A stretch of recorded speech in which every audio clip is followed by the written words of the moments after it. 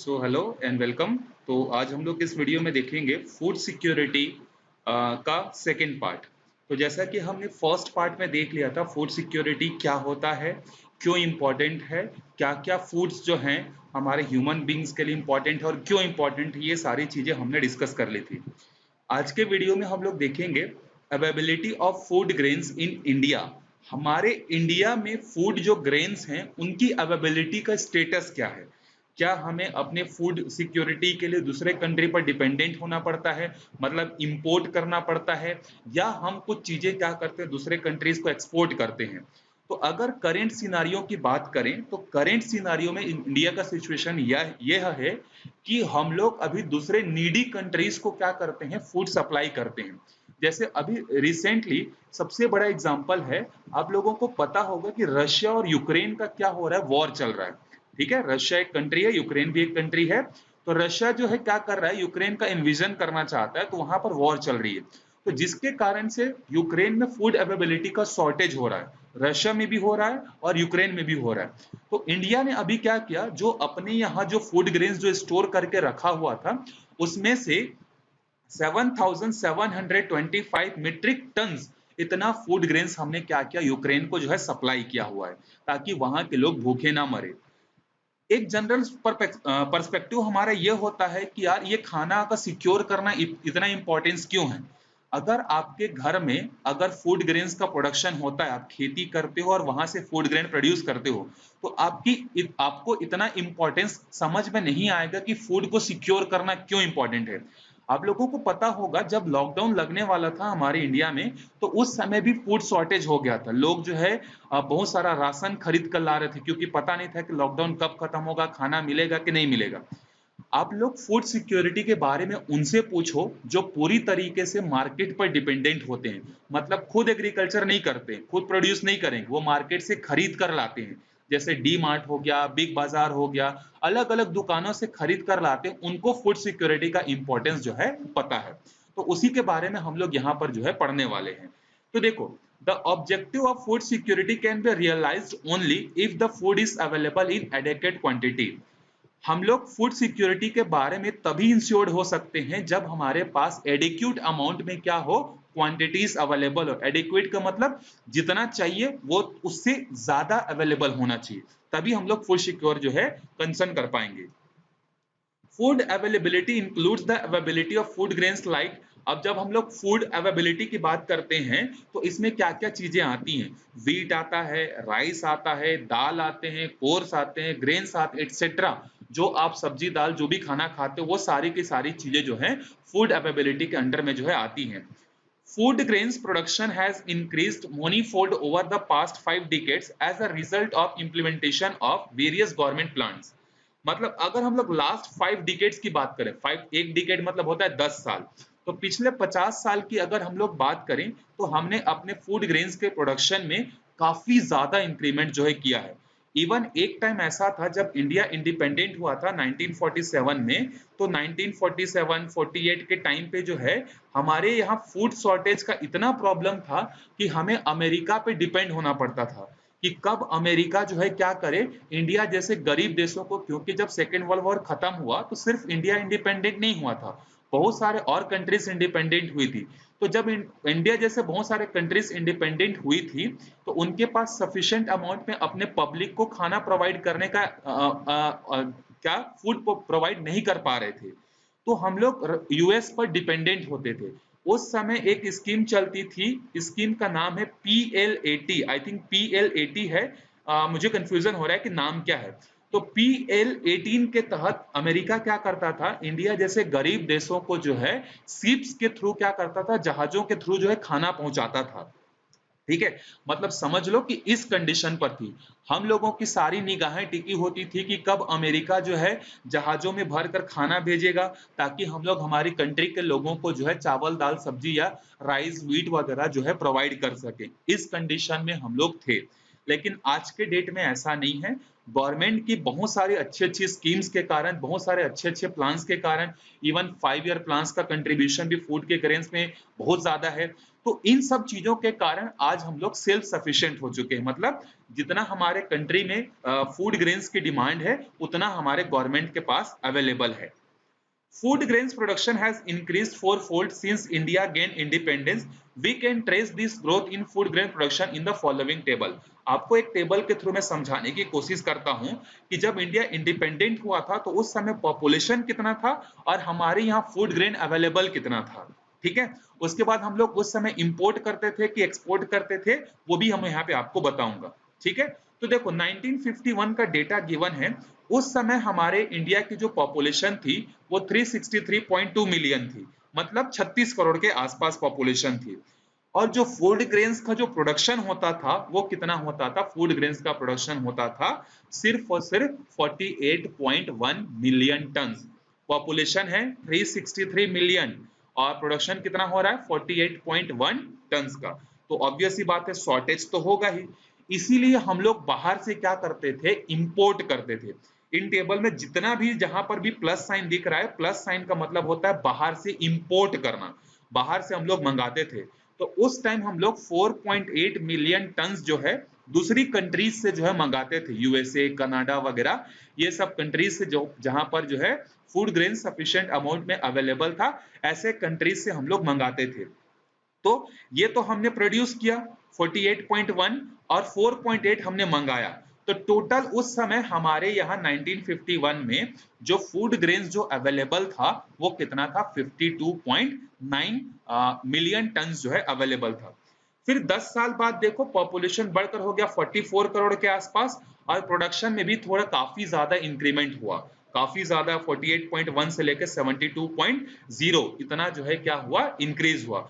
क्योंकि इसी समय जो है आपका 5 ईयर प्लान भी स्टार्ट हो गया था। ठीक है, 5 ईयर प्लान स्टार्ट हुआ था तो उसमें फर्स्ट 5 ईयर प्लान में जो एग्रीकल्चर पे जो है फोकस किया गया था, तो इसके कारण से प्रोडक्शन में इंक्रीज हुआ। तो पहले हम लोग 1951 में 4.8 मिलियन टन्स का इंपोर्ट करते थे, अभी हमारा इंपोर्ट थोड़ा सा कम हो गया, 3.5 हो गया और फूड अवेलेबल कितना हो गया 75.5 हो गया। फिर इस तरीके से देखो 1971 में पॉपुलेशन भी बढ़ गया हमारा, फूड ग्रेन्स भी हो गए बढ़ गया हमारा, हमारे यहाँ प्रोडक्शन भी बढ़ गया। क्योंकि इसी समय 1961 से लेकर 1971 के बीच में ग्रीन रिवॉल्यूशन आया था। आप लोगों को पता होगा ग्रीन रिवॉल्यूशन के तहत जो है हमने क्या किया था, पंजाब हरियाणा जहां पर वाटर की अवेलेबिलिटी अच्छी थी वहां पर हमने हाई क्वालिटी के यील्ड्स जो है, हाई क्वालिटी के सीड्स जो है हमने वहां पर लगाना चालू किया, जिससे हमारी प्रोडक्शन काफी ज्यादा इंक्रीमेंट हुई। अब जिसके कारण से हमारा इंपोर्ट देखो धीरे धीरे कम हो रहा है। पहले 4.8 था, अगले 10 साल में डाउनफॉल होकर 3.5 हो गया, अगले 10 साल में डाउनफॉल होकर 2 पॉइंट हो गया। मतलब हम लोग सेल्फ रियलाइंट होने लगे, मतलब खुद पे डिपेंडेंट होने लगे। इसी तरीके से लेटेस्ट जो डेटा है, लेटेस्ट जो सेंसस हुआ था 2011 में, उस समय की बात करें तो पॉपुलेशन कितना था 120 करोड़ था और हमारा फूड ग्रेन का जो प्रोडक्शन था वो काफी ज्यादा बढ़ चुका था। देख सकते हो आप, जब इंडिया इंडिपेंडेंट हुआ था और आज के डेट में 2011 के डेट में 5 गुना ऑलमोस्ट हमारा प्रोडक्शन क्या हो गया है, बढ़ गया है। और अब हम लोग पहले इंपोर्ट करते थे, अब हम लोग एक्सपोर्ट कर रहे हैं अलग अलग कंट्रीज को जहां पर प्रॉब्लम हो रही, जैसे अफगानिस्तान हो गया, रशिया, यूक्रेन हो गया, ऐसे कंट्रीज को हम लोग क्या कर रहे हैं, फूड जो है सप्लाई कर रहे हैं।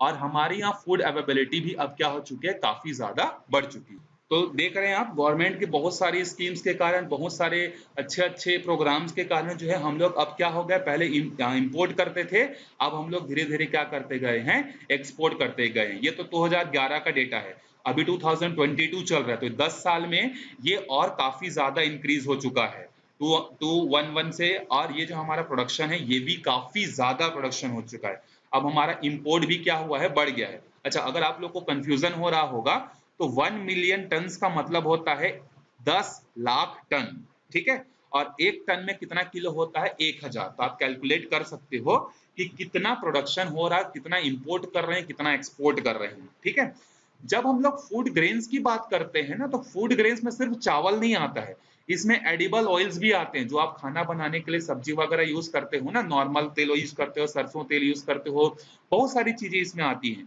फूड ग्रेन्स में आती है कोर्स ग्रेन और फाइन ग्रेन्स। ठीक है, कोर्स ग्रेन में एग्जांपल है ज्वार हो गया, रागी हो गया, बाजरा हो गया, इवन हमारा छत्तीसगढ़ भी अब रागी वगैरह, बाजरा वगैरह प्रोडक्शन करना काफी हद तक स्टार्ट कर चुका है। फाइन ग्रेन्स में आते हैं, राइस आते हैं, व्हीट आते हैं, दाल्स आते हैं, पल्सेस आते हैं। ये सब सारी की सारी चीजें फूड ग्रेन्स के अंडर में जो है आती हैं। ठीक है।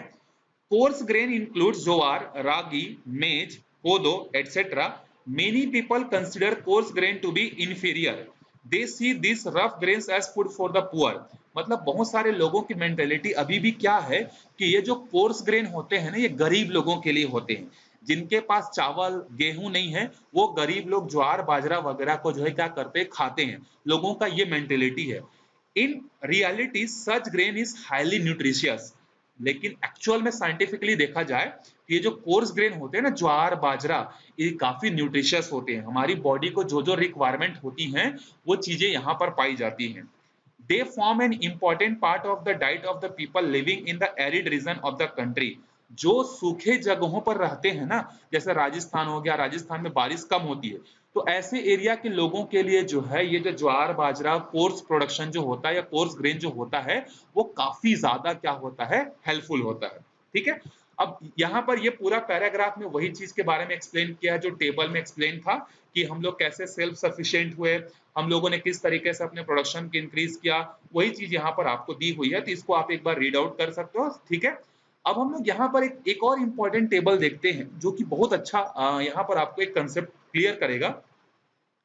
Daily per capita food availability. Daily मतलब प्रतिदिन, कैपिटा मतलब हर पर्सन को कितना फूड अवेलेबल है। ठीक है। मतलब हर आदमी ऑन एन एवरेज एक दिन में उसको कितना खाना मिलता है। ठीक है। तो देखो 1951 में एक आदमी को 399 ग्राम्स जो है खाना मिलता था, काफी ज्यादा है। 1991 में मतलब लगभग लगभग 40 साल के बाद ये बढ़कर हो गया 496। 2010 का आप कैसे निकाल सकते हो? अगर आपको daily per capita food availability निकालना है, तो आप एक काम करो, इसका फॉर्मूला है टोटल फूड अवेलेबल, जो कंट्री में टोटल फूड अवेलेबल है उसको टोटल पॉपुलेशन से डिवाइड कर दो। तो 2010 में जितना पॉपुलेशन था हमारे, जितना फूड अवेलेबल था हमारे कंट्री में, उसको 2010 के पॉपुलेशन से डिवाइड कर दोगे तो इस क्वेश्चन मार्क का आंसर आपको मिल जाएगा। आपको यहाँ पर एक चीज दिख रहा होगा कि 1991 में पर कैपिटा फूड अवेलेबिलिटी 496 था, लेकिन 2011 में ये गिर कर कितना हो गया, 481। अब क्यों गिर कर ये हुआ? तो इसका सबसे बड़ा रीजन है पॉपुलेशन में इंक्रीज होना। अब हमारे पास खेती करने के लिए जो जमीन अवेलेबल है, वो तो क्या बोलते हैं, लिमिटेड अमाउंट में है।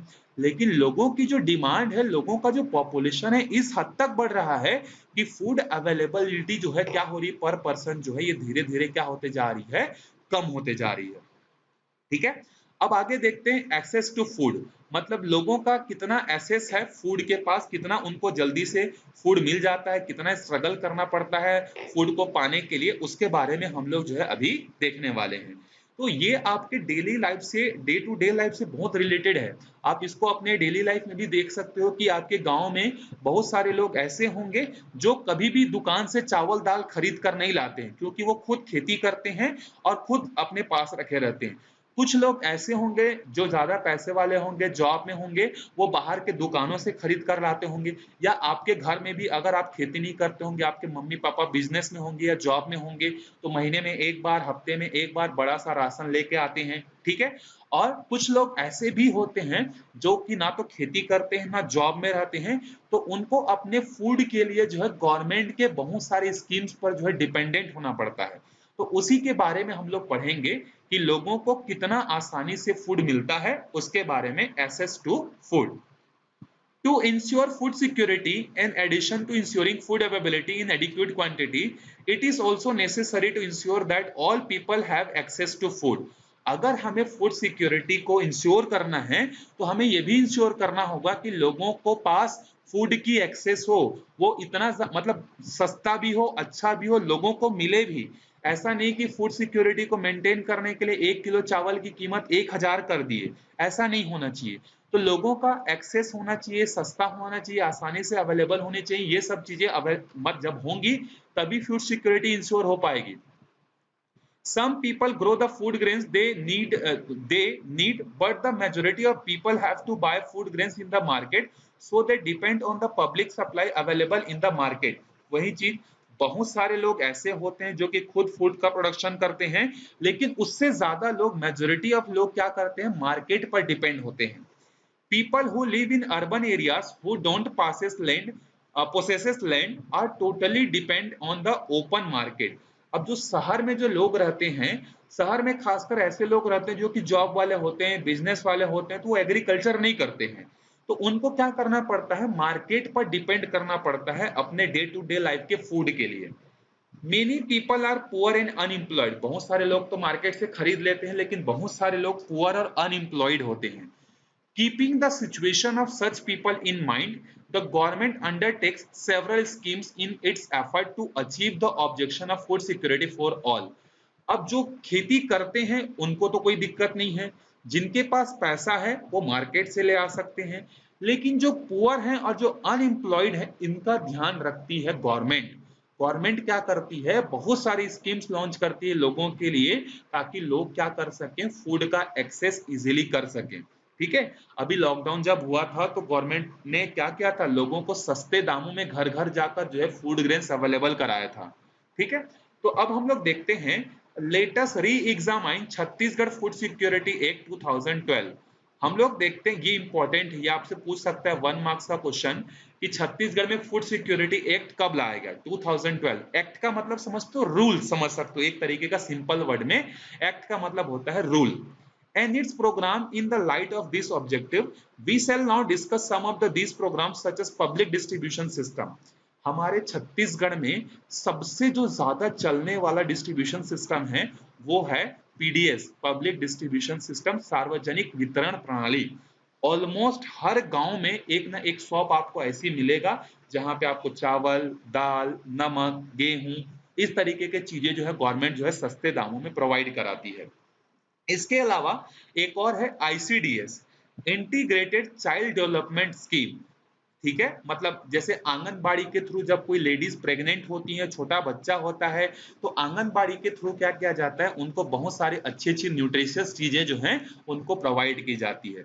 इसके अलावा जब बच्चे बड़े हो जाते हैं तो स्कूल जाने लगते हैं, तो गवर्नमेंट स्कूल्स में जो है एक और प्रोग्राम चलाया गया जो कि काफी हद तक सक्सेसफुल था और काफी हद तक अभी भी सक्सेसफुल है, जिसको बोलते हैं mid day meal programme. Even जब हम लोग स्कूल में थे तब भी ये स्टार्ट हो गया था, मतलब आज से 15 साल पहले समझ लो, जब हम लोग 5वीं क्लास में थे, मतलब 2004-5 की बात है. उस समय भी हम स्कूल में जब पढ़ते थे, गवर्नमेंट स्कूल में, मैं भी गवर्नमेंट स्कूल से पढ़ा हूं, तो वहां पर मिड डे मील प्रोग्राम चलता था. मतलब अलग अलग दिन अलग अलग तरीके के खाने मिलते थे और खाने की क्वालिटी बहुत अच्छी रहती थी. तो इससे क्या होते थे, जो बच्चे जो होते थे वो अट्रैक्ट होते थे कि यार घर में रहेंगे तो एक ही टाइप का खाना मिलेगा, स्कूल जाएंगे तो पढ़ेंगे भी, इसके अलावा अच्छे अच्छे खाना मिलेगा, ड्रेस मिलेगा, बुक्स मिलेगा. तो ये एक तरीके से एजुकेशन लेवल को बढ़ाने का भी अच्छा तरीका था, ताकि बच्चे अट्रैक्ट हो और बच्चे पढ़ने आए, क्योंकि जब तक हमारी सोसाइटी एजुकेटेड नहीं होगी हम डेवलपमेंट नहीं कर पाएंगे. तो एक तो न्यूट्रिशन को फुलफिल करने के टारगेट से मिड डे मील प्रोग्राम चालू किया गया था कि न्यूट्रिशन जो लोगों को नहीं मिल पा रहा है वो अवेलेबल हो जाए, और दूसरा चीज क्या था कि एजुकेशन का लेवल को भी बढ़ाना था.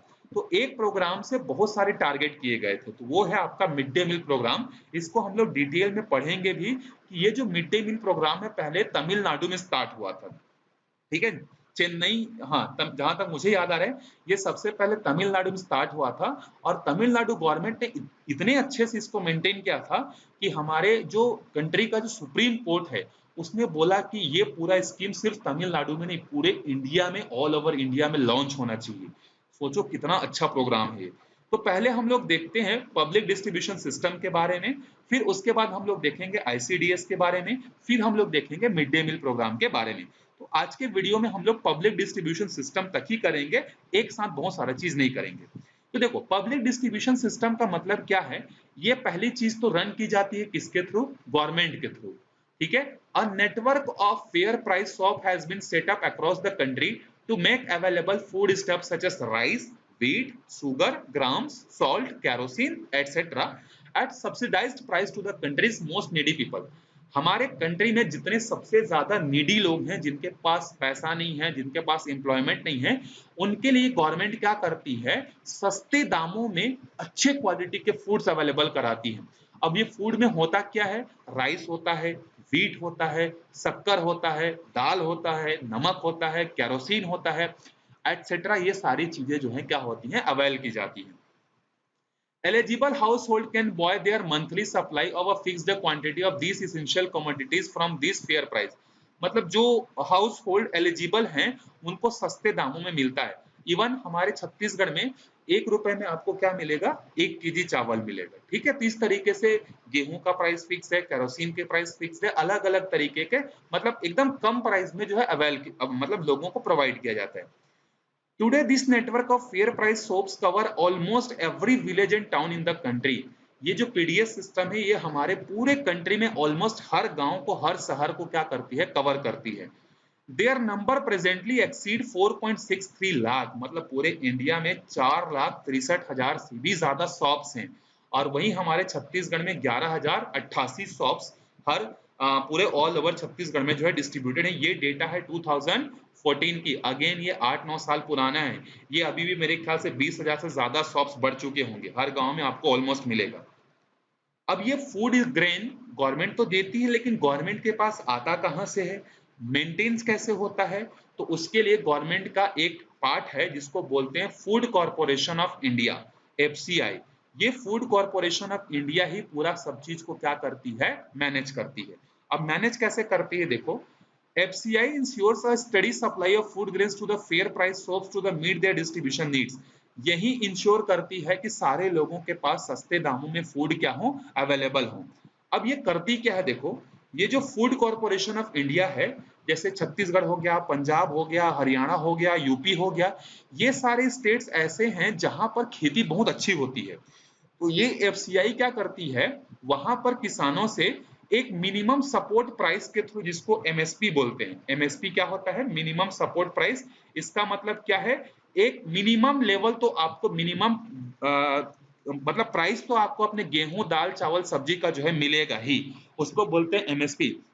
जैसे सरकार ने एमएसपी घोषित कर दिया कि एमएसपी जो है 20 रुपए है, इसका मतलब आप बेचने जाओगे अगर सरकार के पास चावल को, तो कम से कम 20 रुपए तो आपको सरकार देगा ही। उसी को बोलते हैं मिनिमम सपोर्ट प्राइस। तो गवर्नमेंट क्या करती है, गवर्नमेंट के बिहाफ में एफसीआई क्या करती है कि ऐसे स्टेट्स जहां पर फूड ग्रेन्स का प्रोडक्शन एक्सेस अमाउंट में होता है, वहां से परचेस कर लेती है। ठीक है, और परचेस कैसे करती है, एक फिक्स्ड प्राइस पे, जिससे किसान को भी नुकसान ना हो और वो अपना फूड प्रोडक्शन कंटिन्यू कर सके। ठीक है, और वो क्या करती है, लोगों को इंकरेज करती है। मिनिमम सपोर्ट प्राइस से आपका भी कॉन्फिडेंस बढ़ता है। जैसे अगर आप खेती करना चाहते हो और आपके पास ये ऑप्शन है कि अगर मैं खेती करूंगा तो सरकार कम से कम 20 रुपए में तो खरीदेगी ही, तो आप एक सिक्योरिटी फील करोगे कि हाँ यार, मैं चावल अगर उगाऊंगा तो उसको बेचूंगा तो सरकार 20 रुपए में तो लेगी ही। तो इसके कारण से लोग इंकरेज होते हैं और एग्रीकल्चर करते हैं। अब एफसीआई क्या करती है, इनको उन किसानों से खरीदती है और इसको स्टोर करती है। Storing food grains to create buffer stock. Buffer stock का मतलब क्या होता है, जैसे आप लोग अपने घरों में भी करते होंगे, जो फार्मर फैमिली से बिलोंग करते हैं उनको पता होगा कि जब वो ग्रेन्स का प्रोडक्शन कर लेते हैं, फसल की कटाई कर लेते हैं, तो अपने घर में साल भर के लिए या आने वाले 2-3 साल के लिए वो रख लेते हैं। जितना उनको रखना होता है रख लेते हैं और फिर बाकी एक्सेस को वो बेचते हैं। इसी को बोलते हैं बफर स्टॉक। तो क्या करेगा एफसीआई, इन स्टेट से परचेस करेगा मिनिमम सपोर्ट प्राइस पर, उसको स्टोर करेगा बड़े बड़े हाउस बनाकर, फिर जहां जहां नीडी है वहां पर उसको क्या करता है, वो सप्लाई करता है। ठीक है, तो बफर स्टॉक की जरूरत क्यों पड़ती है, अब देखो हर साल एग्रीकल्चर का प्रोडक्शन अच्छे से हो ऐसा कोई जरूरी तो नहीं है। कई बार ये होता है कि बहुत ज्यादा बारिश होता है तो बारिश के कारण से फसल बर्बाद हो जाती है। कई बार ऐसा होता है कि बारिश होती ही नहीं तो ड्रॉट हो जाता है, सूखा के कारण क्या होता है, प्रोडक्शन नहीं हो पाता है। तो इन सब सिचुएशन से बचने के लिए गवर्नमेंट जो है आने वाले 2-3 साल के लिए, अगर मौसम अगर खराब हुआ, प्रोडक्शन अच्छे से नहीं भी हुआ, तब भी फूड सबके पास अवेलेबल हो, इसकी इंश्योरिटी के लिए बफर स्टॉक करता है। ठीक है, बफर स्टॉक मतलब चावल, दाल सबको जो है स्टोर करके रखना, ताकि अगर सडनली रिक्वायरमेंट हो, बारिश वगैरह ना हो, नेचुरल कैलेमिटी के कारण प्रॉब्लम्स आ जाए, तो उस सिचुएशन को जो है क्या किया जा सके, फेस किया जा सके। अब यहाँ पर देखो आपको एक एग्जाम्पल दिया हुआ है और उस एग्जाम्पल में बताया गया है कि किस तरीके से पीडीएस के थ्रू लोगों को जो है कितना कितना सामान जो है मिलता है। तो जैसे यहाँ पर एक है साधना के नाम से राशन कार्ड है। अच्छा, ये जो पीडीएस सिस्टम जो होता है ना, ये पीडीएस सिस्टम किसके थ्रू चलता है? राशन कार्ड के थ्रू। जैसे आपका स्कूल का एक आईडी होता है ना, उसी तरीके से गवर्नमेंट पीडीएस स्कीम के थ्रू क्या करते हैं, एक आईडी बनाती है, उस आईडी को क्या बोलते हैं हम लोग? राशन कार्ड बोलते हैं। तो जैसे देखो साधना एक परिवार, इसके परिवार में 4 लोग हैं, दूसरा नाम है संत कुमारी का, इसके परिवार में 7 लोग हैं। तो यहाँ पर ये जो 4 लोग हैं, हर आदमी को 1-1 किलो जो है क्या मिलेगा, मतलब एक पर्सन को जो है लगभग लगभग 7 किलो चावल मिलता है। तो इसको कोटे से कितना मिलेगा चावल? 28 किलो मिलेगा। गेहूं इसको एक भी नहीं मिलेगा, चना एक भी नहीं मिलेगा। अब यहाँ से देखो कोटे से शक्कर 1 किलो मिलेगा, तेल नहीं मिलेगा, दाल नहीं मिलेगा, नमक 2 पैकेट मिलेगा। ठीक है, अब इसका पैसा कितना लगेगा यहाँ पे दिया हुआ है। ठीक है, उसी तरीके से संत कुमारी है, संत कुमारी को इतना इतना सामान मिलेगा। केरोसिन कहाँ से मिलेगा, सोसाइटी से कहाँ से मिलेगा, कोटा से कहाँ पर मिलेगा, आपको डिटेल इस तरीके से जो है दिया हुआ है। इस तरीके से राशन कार्ड में सब चीजें मेंशन होती हैं। अगर आपके घर में राशन कार्ड होगा तो आप एक बार उसको ओपन करके जरूर देखना कि राशन कार्ड किसके नाम पर है। ऑलमोस्ट आज के डेट में राशन कार्ड जो है जो घर की जो लेडीज हैं उनके नाम पर है। ठीक है, और आपको कितना चावल मिलता है, कितना गेहूं मिलता है, ये आप एक बार जरूर देखिएगा और कमेंट करके बताइएगा कि आप इस राशन कार्ड सिस्टम में अटैच्ड हैं या नहीं है। ठीक है, तो इस वीडियो में यहीं तक देखेंगे। अगले वीडियो में हम लोग यहाँ से देखेंगे आईसीडीएस के बारे में, आंगनबाड़ी के थ्रू कैसे लोगों को जो है फूड ग्रेन्स जो है अवेलेबल किया जाता है उसके बारे में। तब तक अच्छे से पढ़ते रहिए, वीडियो को ज्यादा से ज्यादा लोगों तक प्लीज शेयर कीजिए ताकि लोग इस चीज का फायदा उठा सकें। मिलते हैं अगले वीडियो में, तब तक के लिए बाय बाय।